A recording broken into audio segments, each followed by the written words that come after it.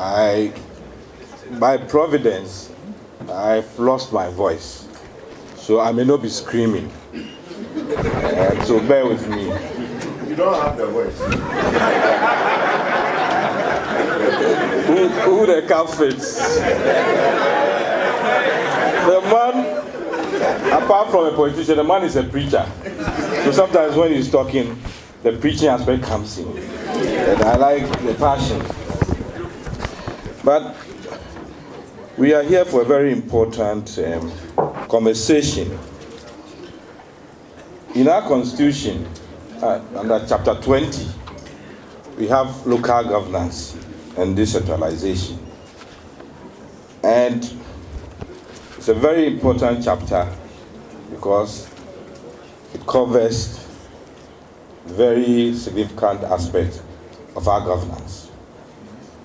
We are told that we should ensure that from the center, the functions, powers, responsibilities, and resources should be sent to the local level. So for decentralization, these are critical things that we need to do. And indeed, that's what we've been doing. If you look at the Constitution since 1993, so 26 years now. And if you look at the functions of the district assemblies, they are very critical functions. They said we should ensure economic development. We should provide security. We should plan. And in planning, see how we can develop our individual districts. And to be able to do this, of course, we need the human resource. Somehow, in drawing our constitution, we agreed that when it comes to the local level, we should either have a no-party system or a one-party system, as against the multi-party system that we practice in our democracy. Of course, the no-party system means that for the assemblies, all those who are elected to the assemblies are independent candidates. One party in the sense that when the president wins power, he appoints, as we speak now, 260 MMDCs. He appoints all of them. And I can tell you all of them are from his party. So even though we are practicing multi-party system, at the local level, it's a no-party system or a one-party system. Now, as you heard, the late Professor Mills set up a Constitution Review Commission. We are told we spent almost $10 million for that exercise. And at the end of the day, they took views, opinions from a cross-section of Ghanaians. The recommendations, the findings first, and the recommendations of the commission pointed to the fact that Ghanaians were in favor of electing, one, their MMDCs, and two, doing away with Article 248 of the Constitution, which bars political parties from sponsoring candidates at the local level. That is what the Constitution Review Commission said. The white paper signed by President Mahama in 2012 said that they don't agree to the recommendation of the Constitution Review Commission. And that, in their case, they said that 5 people should be chosen. They will go for vetting or interview, and 3 of them will pass, and they will bring them to us and ask us to vote for them. Now, my friend Fiankra was talking about what was in their manifesto. The curious thing is that in their manifesto, On one page, they said they will go by the recommendation of the Constitution Review Commission. On the next page, they said they will go by the white paper that they had issued, which are two different things. I have a copy of the manifesto here. For some of us who are adherents of multi-party democracy, we have always felt that this no-party, so-called no-party system and the one-party system cannot help us. Indeed, Professor Kwamna Ahoy, who is the chief proponent of this particular system, in his book, said that the book is Local Government Decentralization in Ghana, page 147. He said that this provision is one of the most controversial of the constitutional provisions of local government and decentralization. It is also one of the major reasons for the strains and stresses of the governance system in general and local government system in particular.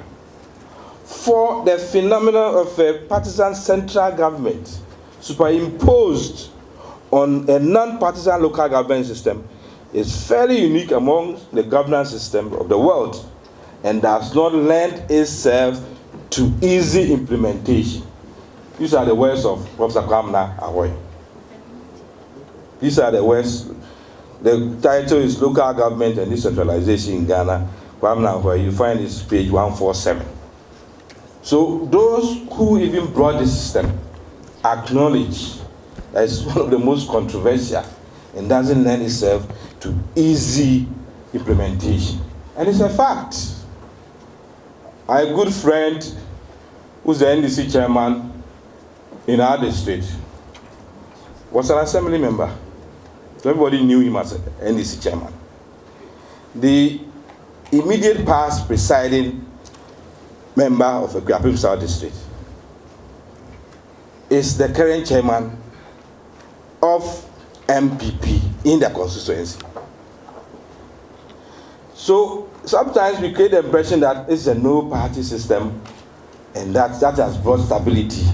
Some of us, we wonder what we really want to talk about. Because in the first place,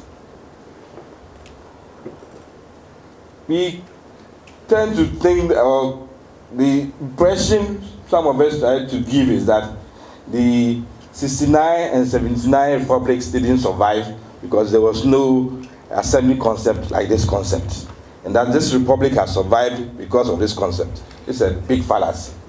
It's a very big fallacy. The coup makers who did their coup brought their own reasons. Kutu Champon said the little amenities that we wanted had been taken away. So we had to take over for Buzi's government.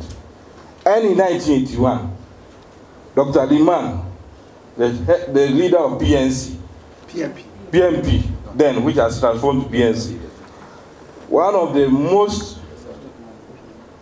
honest and hard-working presidents, was taken away by the soldiers. Is it because we didn't have an assembly system? They brought their own reasons. Inflation, devaluation, IMF. Those were the reasons they gave for taking away President Liman. And when they took over, we saw whether IMF left us, or inflation went down, or the devaluation went down. So for soldiers who come and take over, they have their own reasons. We should never attribute the survival of this constitution to the fact that we have an assembly system. If you go to the assembly system, some of us believe that it has become the most chaotic system that you can ever think of.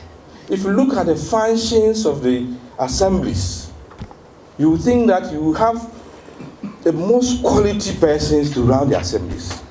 But here we are, as I stand here, even though I know that members from my party, some of them office holders in the constituency, are standing, I don't have a say.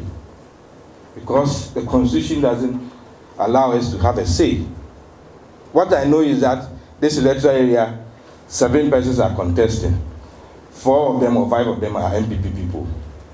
The only thing I can do, persuade 1 of them or 2 of them to step down. If they don't agree, the party has no say. So you have individuals coming out with their so-called manifestos. I was looking on my phone, I saw one poster. it was green and white, so I would say, where is this background? And the inscription down there is that, vote for so and so. If you don't vote for me, I'll curse you. It's here. You see, I can show you. Somebody was saying that I'll give you a point every day. The reality is that we can have good human resource quality at the local government level because it's so important to us. But we tend to neglect it simply because we think that individuals can also run a system. With all due respect, we've reached a point where we think that we must reform the system. And in reforming the system, one of the major issues we should look at is how do we use the positive sides of multi-party democracy to also get some good results from the local governance level. If we are not careful, this system will go on and we'll keep losing what we need to gain from the local governance system. In 2015, this assembly elections, Kodeo did a comprehensive report, and what they said was that this system has become stagnant. This system is not working because all the political parties are breaching the law.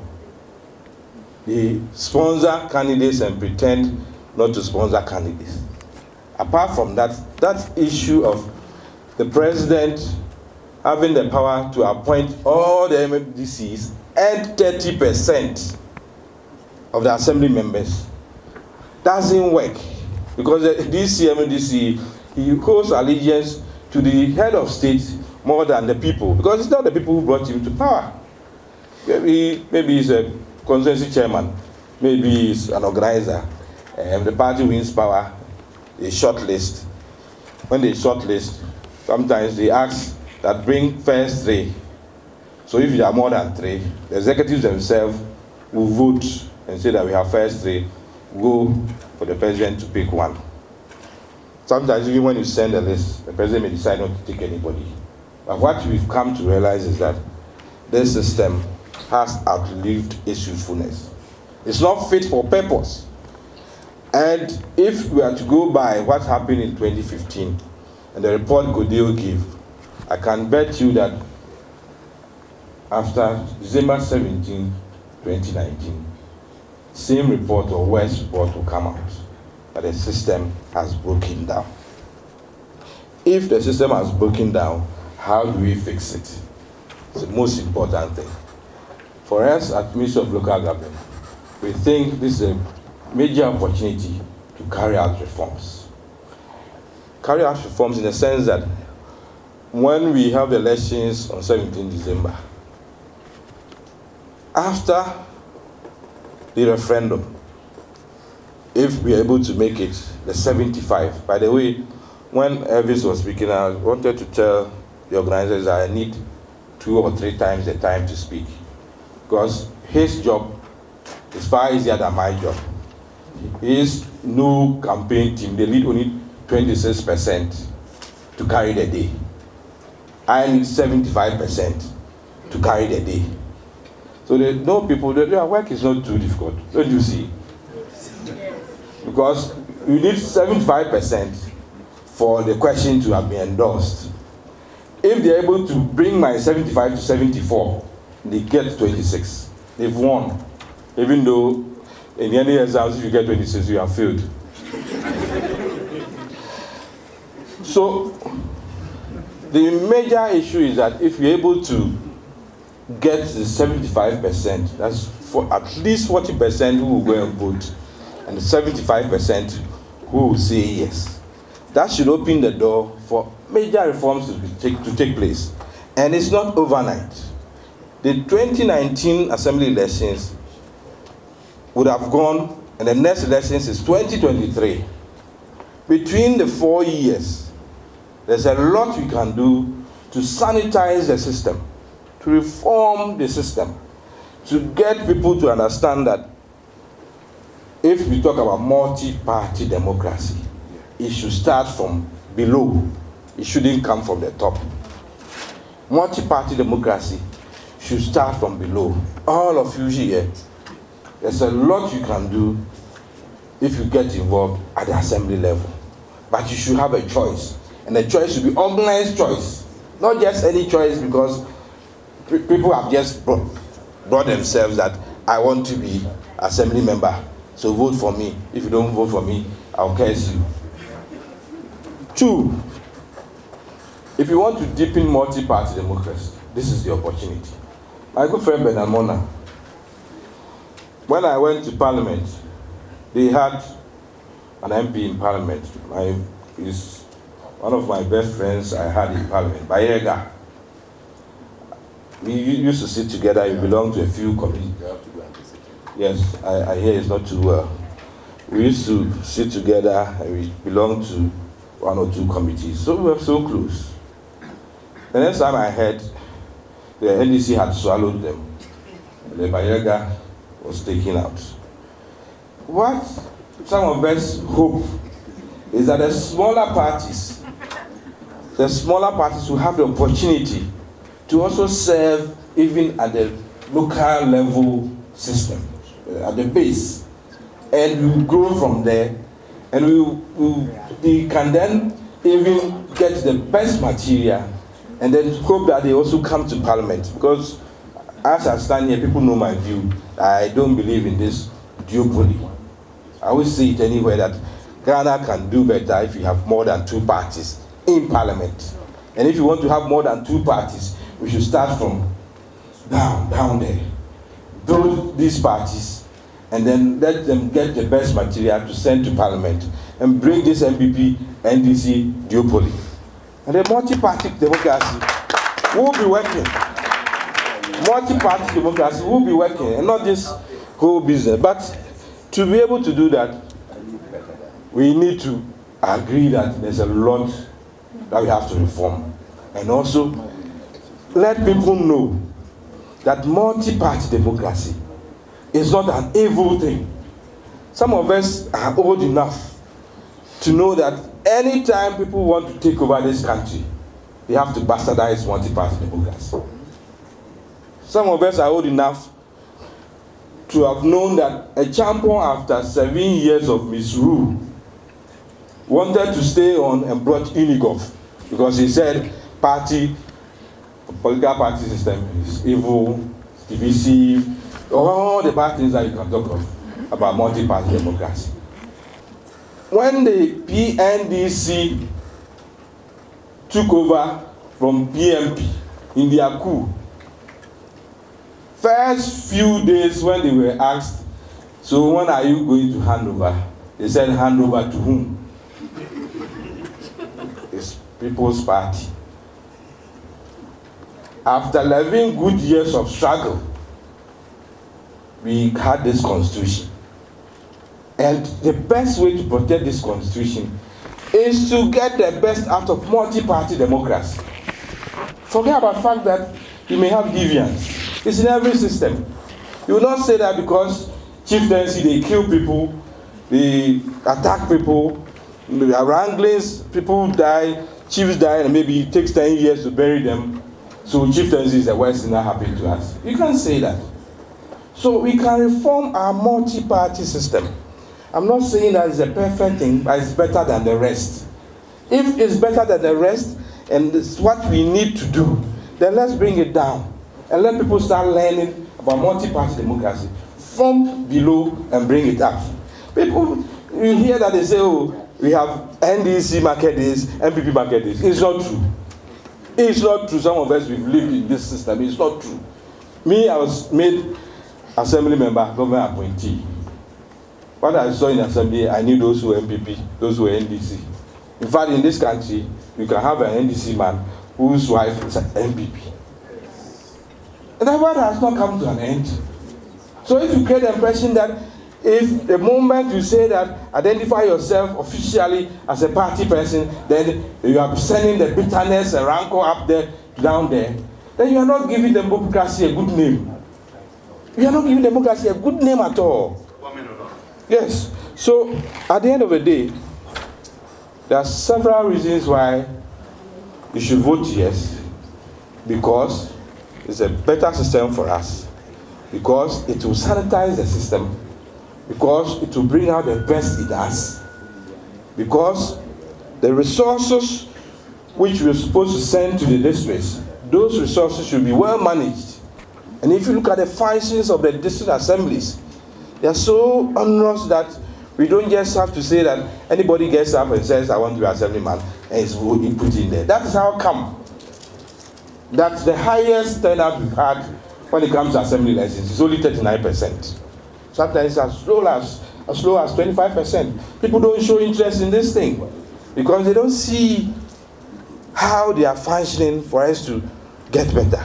Indeed, if multi-party democracy at the top is so bad, when it comes to elections, people show interest. People listen to programs of parties. People make choices, organized choices. At the end of the day, turnout 70, 75, 80. That shows that democracy is working. And what is down there is not working. We have to change it. We can only change it if you vote yes. Thank you so much.